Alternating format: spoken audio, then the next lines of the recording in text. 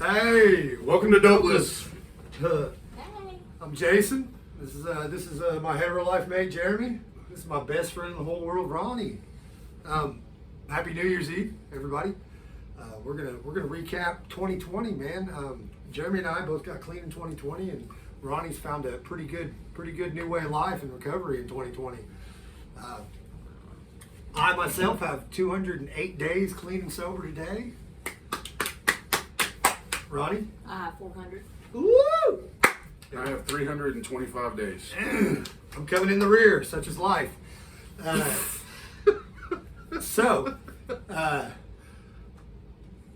Ronnie, get it started, man. How's 2020 been treating you? 2020 has been a blessing. I hear so many people.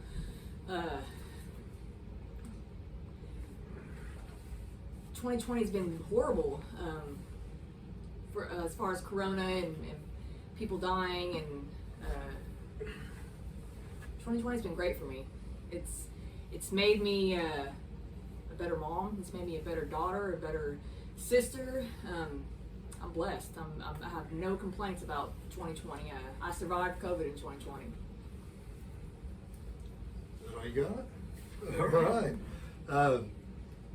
I'm gonna kick it off because Jeremy led off last time. Jason, I'm very grateful today. 2020 is a pretty big deal to me.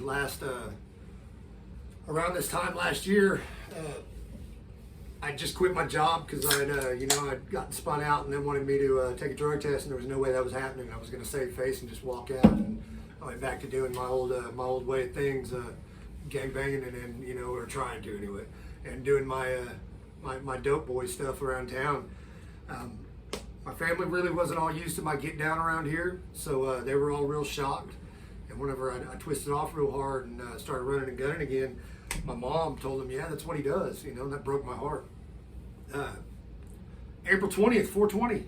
Hadn't even smoked any weed that day or anything, because everything that I was doing, I did online. I did some foul shit with stealing people's identities and doing bank stuff and what have you. And so I never moved around during the day. I always moved around during the night, and I thought I was real sneaky and thought I was Mr. Big, never going to get caught. The day that I went out in the daylight on April 20th, 2020, I got arrested for trying to do what I'm in this program for here in Pontotoc County, and it was a blessing. I didn't think it was, man, but I weighed 170 pounds when I booked in the county. Looked like an orange on a toothpick. I was sitting there for a while, and I got offered drug court, and I was real thankful and all that, and all appearances anyway. So they let me out. That's all I knew, is that they were letting me out. So I went and checked in and did my thing, and went out to a certain part of town and got my stuff and got high, and they caught me and took off running. They caught me a few days later doing somersaults in a ditch over in Bing. By the grace of my higher power, the deputy that argued with the other deputy, he argued with him over to take me to county rather than take me and get a blood test and give me more charges. Would have sent me to the penitentiary for sure. And so I'm sitting back in county for a little bit, and the director of the drug court program here, he came and talked to me, and he told me that they were thinking about giving me a second chance. And whenever I left that meeting, I went back to the unit. I knew I was either going to prison or I was going to get back into recovery, and I knew I had to do either one of those, the exact opposite of the way I've done it before. Because whenever I went to prison, the only time that I haven't gone to prison, I was a knucklehead, and should have been out in just a short time and spent almost 3 years in there.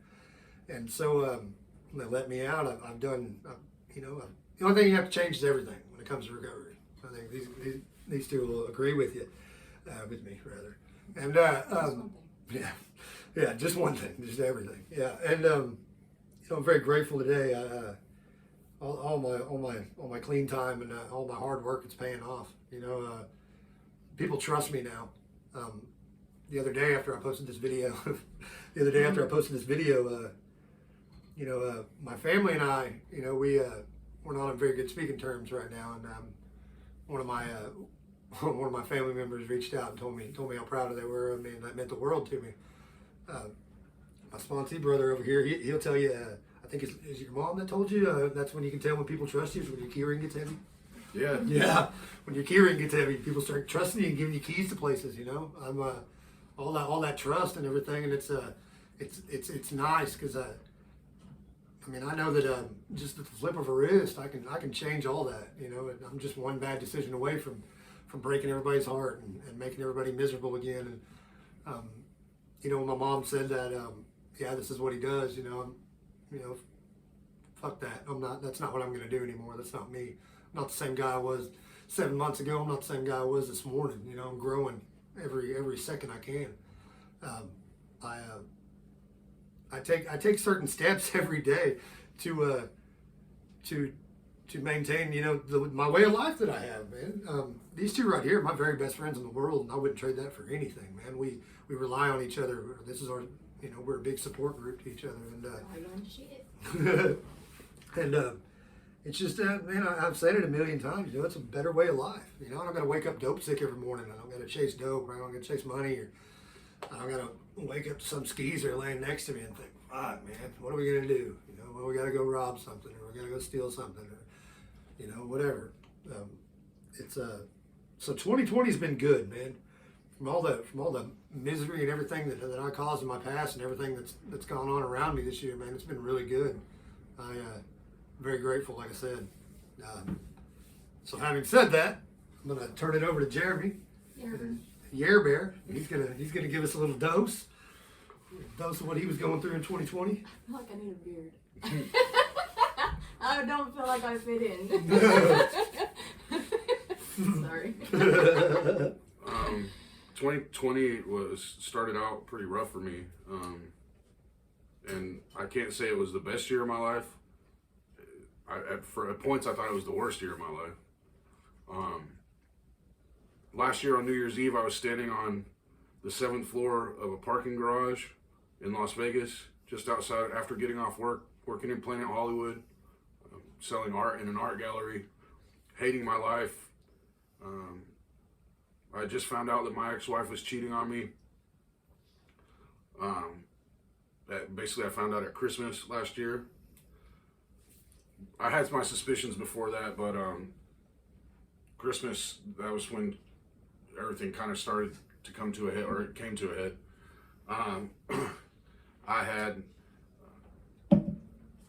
I basically just thought that my life was never going to get any better than what it was, that I may as well just end it.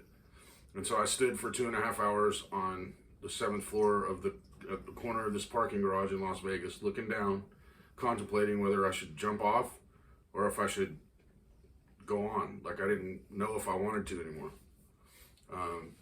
I didn't get clean at that point. I was still on methadone, which I'd been on for 10 years. I was taking pain pills before that, and then started taking methadone. And I remember walking into the methadone clinic and seeing this sign on the wall that said "methadone is recovery." And I'll never forget it, because I thought, oh man, I found it. It's a medication that will make me not want to use drugs anymore. Well, it did. It didn't make me want to use other drugs, but it made me want to use as much of that as I could. And it's one of those things where you take it each day, and at first you get high from it, and then eventually you don't. And then you have them up your dose, and you get high for a few more days, and then you don't. And that cycle just continued. I justified it for a long time because I was getting it from the Indian hospital in Phoenix, and I wasn't paying for it, so it was costing me no money. So of course I justified it by saying that because it wasn't costing me anything, I was getting it for free, that there was nothing wrong with it. All this time while working in medical marijuana, well, I say medical marijuana, I was selling pot. I was using that as an excuse, but really I was just selling weed. But anyway, you know, I'm standing on this parking garage trying to figure out whether I want to continue to go on or not. And for some reason I got down off of the ledge and I walked to my car and I drove back to my house and I went to sleep. I woke up the next morning.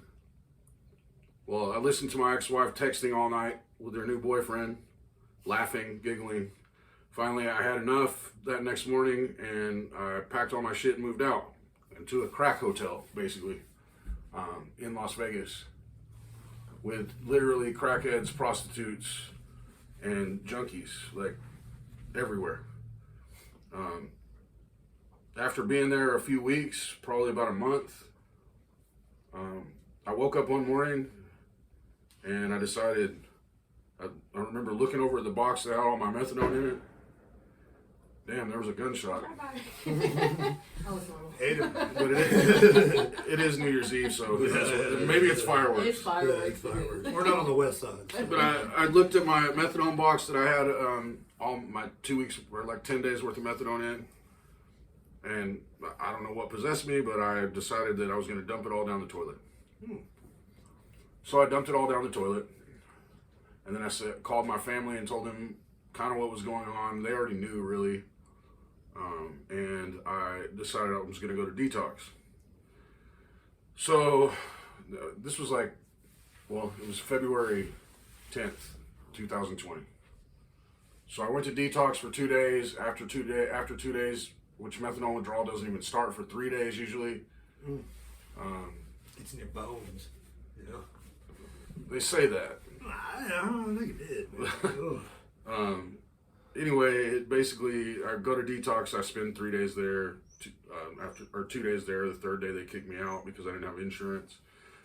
It was basically it was more or less just homeless people in there that would come in and dry out for a day or two and then leave. They kicked me out, and I decided that I was going to go back to my house where I paid rent for that month anyway, and just go through detox. So this was the 13th. So I go back February 13th. I'm 3 days off methadone. I start going through severe withdrawal.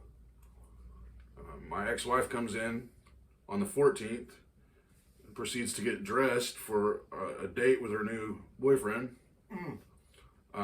Pulling out a dress that I bought her like 3 months before that. And asking me if it looks good. Which, I was sick, like severely sick, just not in the right state of mind. Like these type of situations, this is situations where people snap and kill people. And I was literally like on the verge of that. Like American Justice, A&E type shit. And she said, does this look good? And I said, why don't you ask me that? And she said, because he's taking me out for Valentine's Day. I'm like, okay, cool. It looks like shit. And I turned around and laid down and tried to go to sleep. She left. A few hours, she comes back. I said, where'd he take you? She said, Wendy's. I said, that's what you deserve.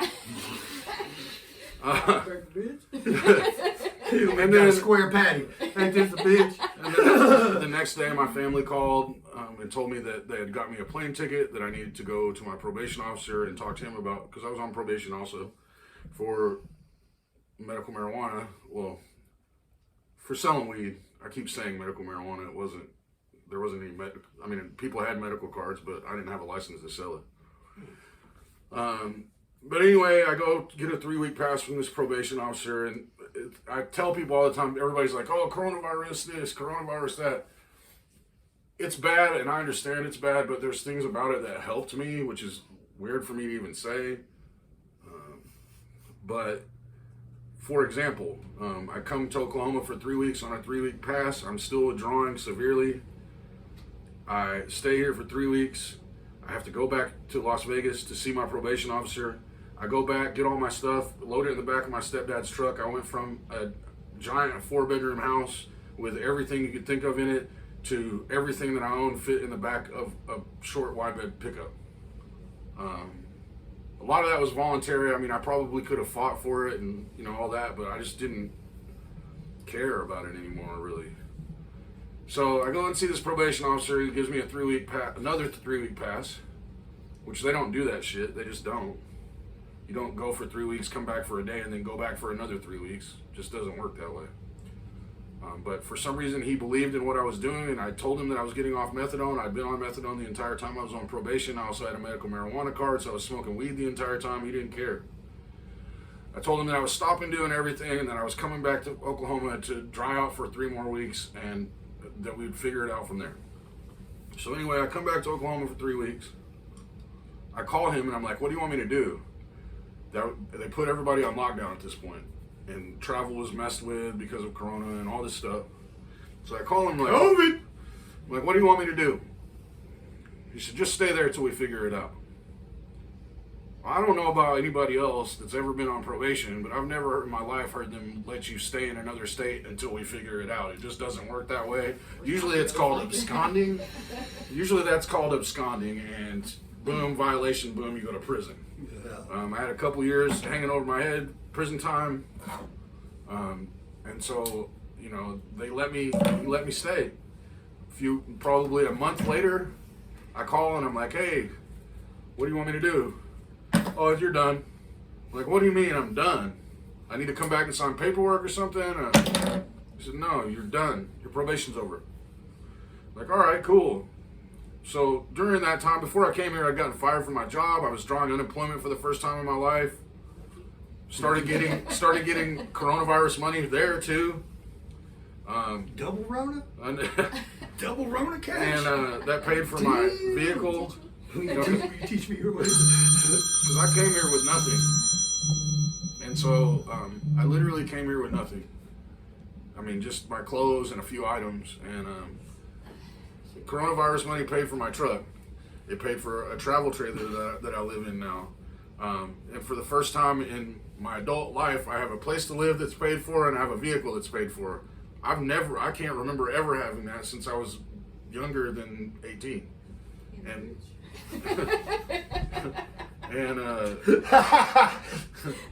so basically this year I've gotten a vehicle that's paid for, a place to live that's paid for. I moved to another state. I have my family relationship back. There's all these things that I'm grateful for. I have great friends that I've met through the program. So there's all these things that have happened. Now, I don't make a ton of money. I'm not rich by any means, but I have a job that I go to every day, and I don't leave and worry all night about whether I'm going to hit a quota, whether I'm going to make enough money to be able to support me and whoever, my ex-wife, because that's the way it was before, and that's the way my life was before. And now I have a simple life. Like I said, I'm not rich. I don't have a ton of money in the bank, but I've come to realize that that's not as important as A, living my life, and B, being happy. Because I've been miserable for a long time. The entire time I was on methadone, I was angry and frustrated with my life because I wanted to be clean, but I wasn't. And when you tell them that you're having problems, all they do is up your dose. Oh, when I started having problems with my ex-wife, I'd go in and I'm like, I need to talk to a counselor. They take me into the counselor. I'd sit in the office and they say, what's going on? I'm like, man, I'm stressed out. I'm worried about this. She's cheating on me. I just lost my job. My dog died. All these different things.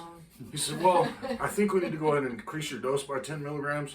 Okay, that's great. Give me more. So you're a methadone zombie. Yeah, and that's literally what happened. Like, I would get down to, I even got down to like 16, 18 milligrams at one point. And then something would happen. I'd go in and talk to the counselor, and they'd say, no, you need to go ahead and up your dose. And I'd up it 10, 15, 20 milligrams. And I'm back on 30, 40, 50, 60, 70, 80 milligrams. Yeah. Put some take-homes. Yeah. Put some take-homes. And that's the thing, like, I've justified it for so long because I'm like, well, I'm not doing dope. We're good at that. But I'm using a chemical to put in my body to make me okay, rather than sitting through the emotions and learning how to deal with them. Because that's my thing. The drugs didn't make me an addict. What made me an addict is my inability to deal with life on life's terms. Period. And basically, I want to numb myself from everything that happens in life instead of dealing with it. I still have points where I want to numb myself. I get sad. I get happy. I have success. I have failure. All those things. I want to get high. So rather than doing that, I talk to somebody about it, or I just don't get high. Part of that no matter what club, man. That's a big deal to us, Don't get high no matter what. And that was the one thing that, I kept getting told when I was going through withdrawal, because it took 4 months for me to feel even somewhat right physically. And I look back now and I'm like, man, I didn't think I would ever make it through it. And it's been almost a year. Yeah. But I kept being told by numerous people, you know how you eat a giant? The same way you eat an apple, one bite at a time.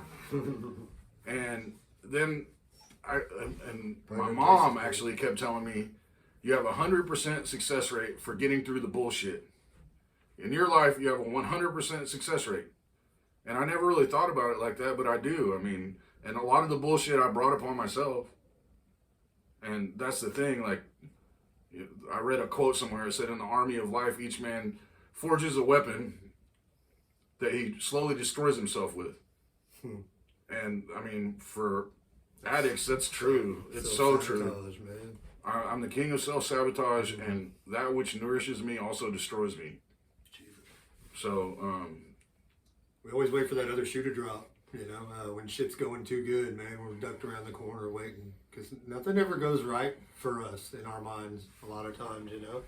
That acceptance that everything's getting better, you know, and that we are still sick, and we got a lot of shit to working on, clearing away that wreckage of our past, man.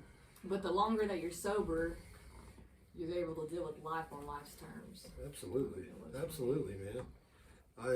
Y'all's stories are just so amazing for 2020. I mean, it wasn't all milk and cookies for me, but... I mean, I went from living a mile off Las Vegas Boulevard, like right in the middle of the biggest, like, Sin City. I mean, that's the best way to describe it. To living in the middle of nowhere in the country on a farm with my brother and his wife and 4 kids in a travel trailer with chickens Cousin and Eddie. dogs. I'm literally Cousin Eddie. Chickens, dogs, quail, ducks, cows. You know, I went from seeing my mom every 4 or 5 years to seeing her every day, sometimes multiple times a day. So there's so many things I'm grateful for. I just have to learn to stop and appreciate it, because a lot of times I get in my own mind and I start thinking, oh man, this is bullshit. My life sucks. I mean, okay, I have it way better. Somebody else told me this, and this is what really stuck with me. There's people in this world with less than what I have that are happier than I am. Period. And no matter what your situation is, that's true. Yeah. It could always be worse. Mm-hmm. Always be worse. And I used to say, oh, it could always be worse, and then I would expect it to get worse. Well, I mean, when you're putting that shit out there, it always gets worse. Yeah, So you do enough scumbag things, man, and you know, scumbag things happen. Mm-hmm.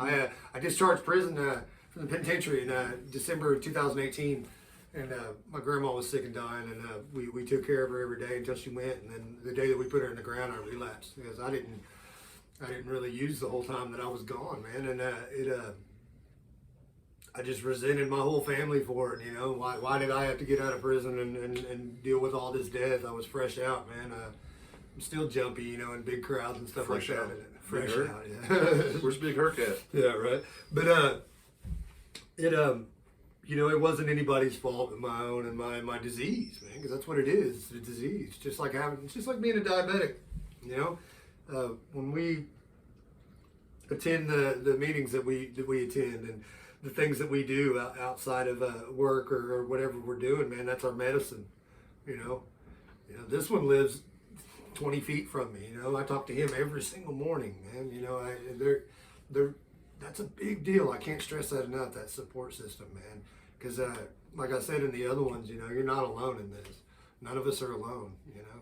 That's a really big deal. I can't stress that. You've got to enough. learn to put your pride to the side and say, hey, can you smoke a cigarette with me? Or I need some help. Can you text me? Or you know, just, you got to learn to reach out and find your people. You know? Closed mouths don't get fed, No, man. they don't. Yeah.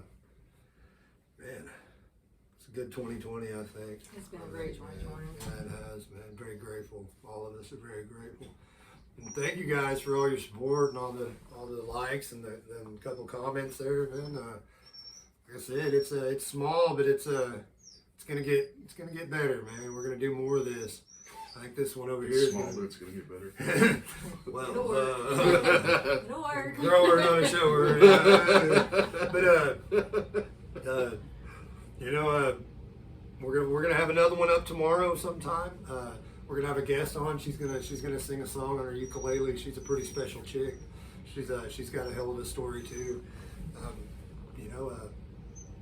You guys out there, man, if you need help, you know where to find us. Promise you that. You know where to find us. We're not to sound big-headed or anything, but we're pretty good presence in the recovery community around here, man. And if you need help, man, just reach out.